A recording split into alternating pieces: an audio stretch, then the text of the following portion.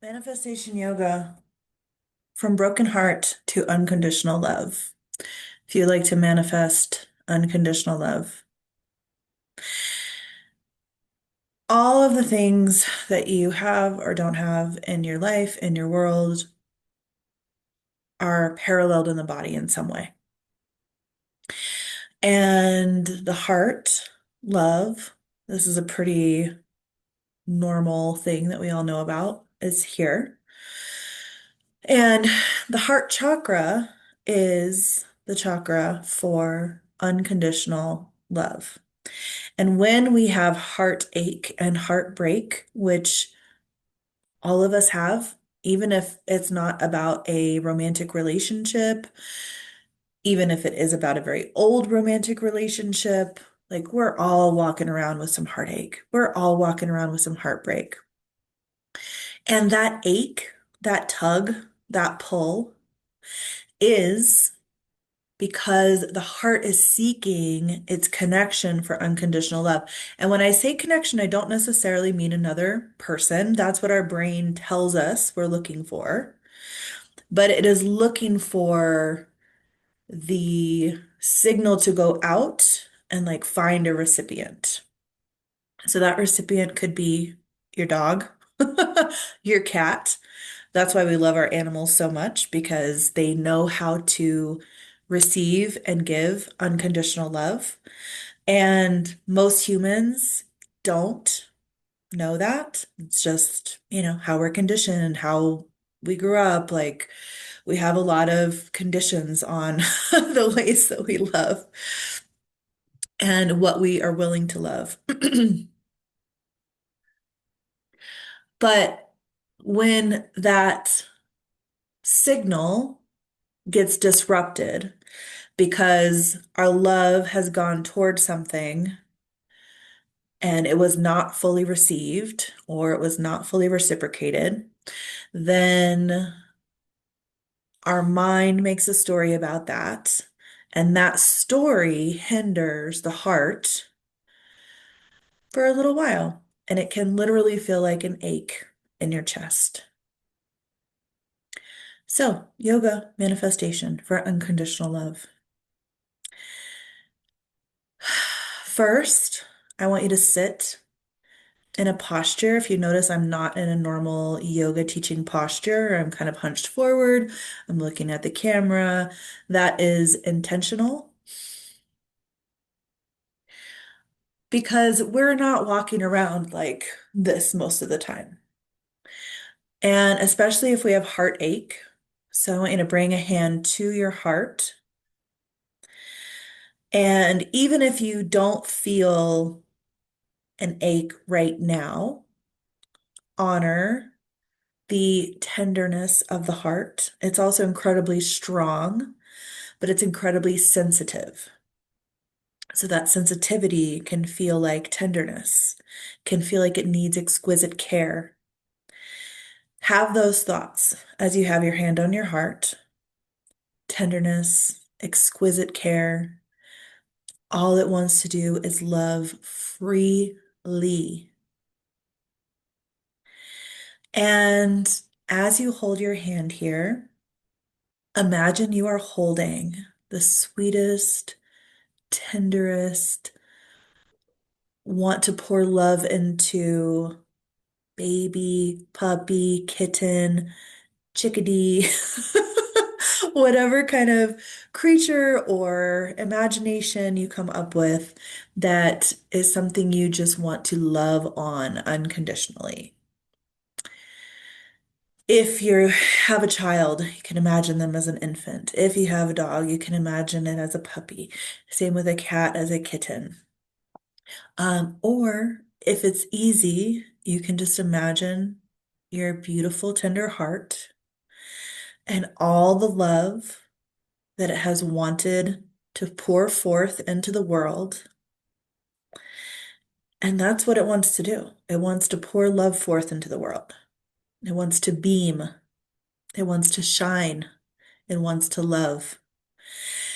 And how tenderly, how lovingly would you hold any creature, any being, any part of you that just wants to love and maybe has been a little stifled in that or has been a little frightened of that at times. You may begin to feel a softening of your hand. You may begin to feel some tingling. You may feel your heart. You may feel the area around your heart. You may feel your sternum, the fascia, and the chest.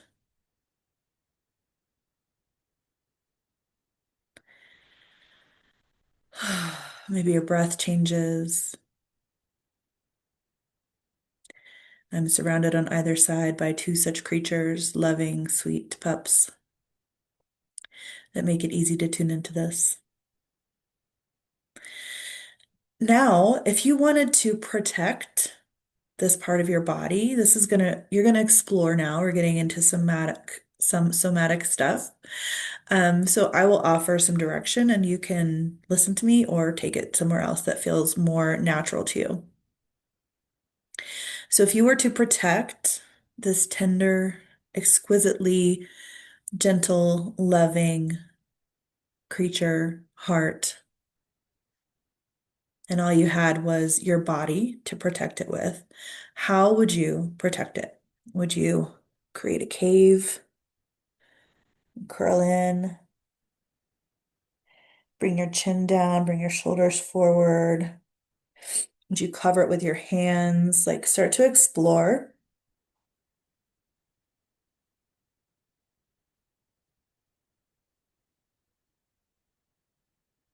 Would you hide it away? Would you become hardened?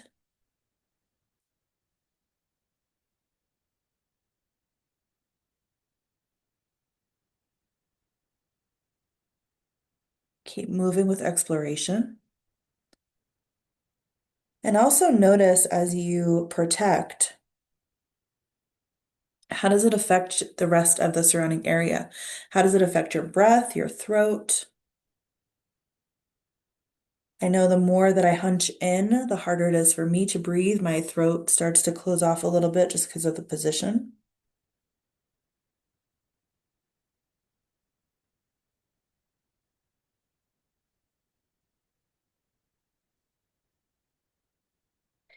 Now let's say that this beautiful, tender heart that wants to shine through with all of its unconditional love is safe.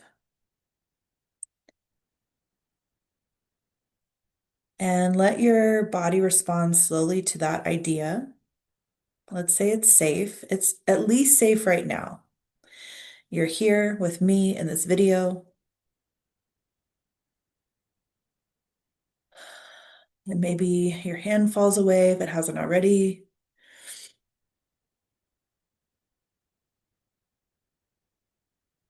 Notice if your posture changes. Notice how everything else changes. If there's new or different constriction, less constriction. And tune in while you continue moving your body. Does your heart, mine is smiling, does your heart have something to say? Is there an image that you're getting? Is there a color that you're getting? My heart is telling me it has been safe for a really long time.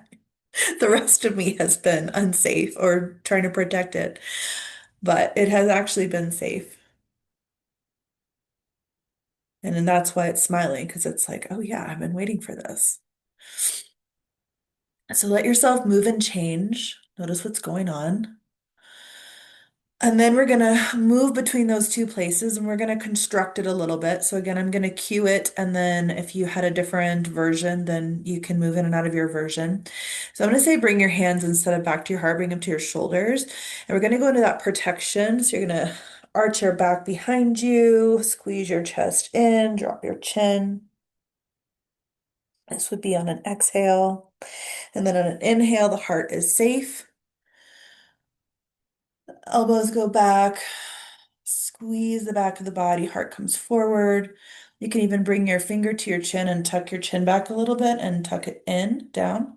Might create a little double chin. That's okay. It's creating space in the back of the neck, opening space in the throat.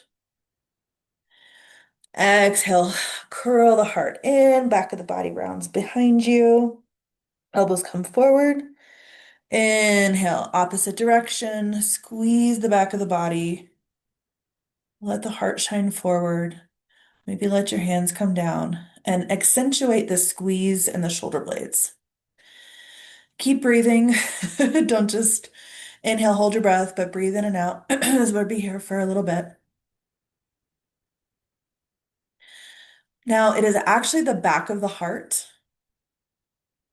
that supports the heart space. This is what keeps it safe and allows it to shine both. So, feeling that squeeze between the shoulder blades, if you want your heart to be safe, this is the area that you want to work. And then we're going to do a smaller version of the movement we were just doing. So, keeping the hands down. Exhale, roll the shoulders forward, tuck the chin. Inhale, you can roll the shoulders up and back if you like. Squeeze, squeeze, feel the heart shine. And then kind of, keep breathing, but notice here for a moment, like what everything else wants to do. What does your neck want to do? Is there tension in it? Does it feel open? Like, does it want to lengthen? Does it want to roll around, stretch a little bit? With your back of your body, or excuse me, top of your back, holding your heart up. How does everything else want to come into alignment above that? How about your jaw,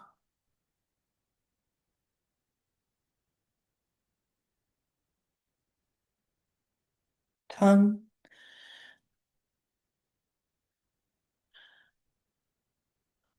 Now let everything come to ease, at ease, soldier. But keeping the shoulders back just naturally. Let them be back naturally. Feel the strength and the space between the shoulder blades behind the heart. And feel your heart sit like it's viewing the world, can see every direction from inside your chest. Nothing is hindering its view.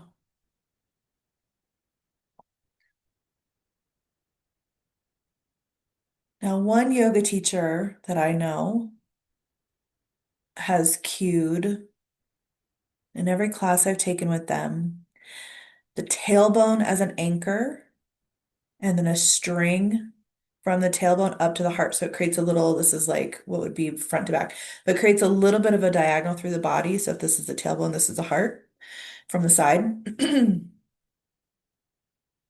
So now I want you to root your tailbone down. That might take a little curving of the pelvis, depending how your pelvis sits. Mine needs to curl under. Here's my curl up.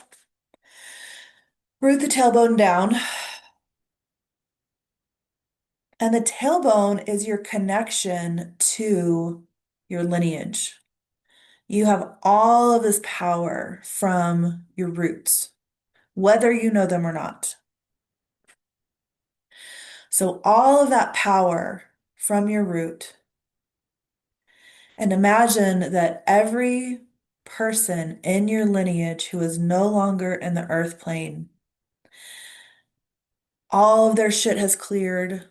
They are just rooting for you, rooting. And you are connected through your tailbone, through your root chakra to every one of them. And all of that energy has the ability to ride up through your tailbone towards your heart and shine and love and give generously, receive generously, be unconditional in the places that you want to be unconditional. And even when someone else's limitations do not receive the energy of your heart, It does not mean your heart has to close. Your heart recognizes that that is their limitation, not yours. Your heart knows that. Again, it is the mind that creates or holds the stories that limit our hearts and our ability to interact with other people's hearts. Your heart knows that everything is okay. If your mind fights that, like, yes, that's where the fight is in the mind. Your heart knows that everything is okay. So feel that again, rooting through the tailbone. Feel that kind of diagonal line that comes through the body toward the heart. Again, you might need to shift around a little bit to feel it. You can wiggle the spine, whatever you need to do.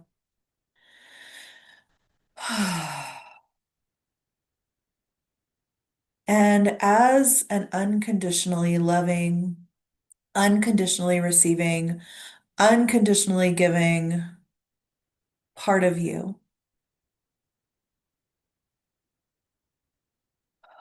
does it have something to say to you?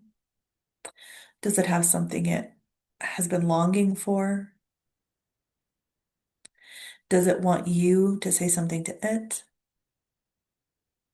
Really tune into your heart space.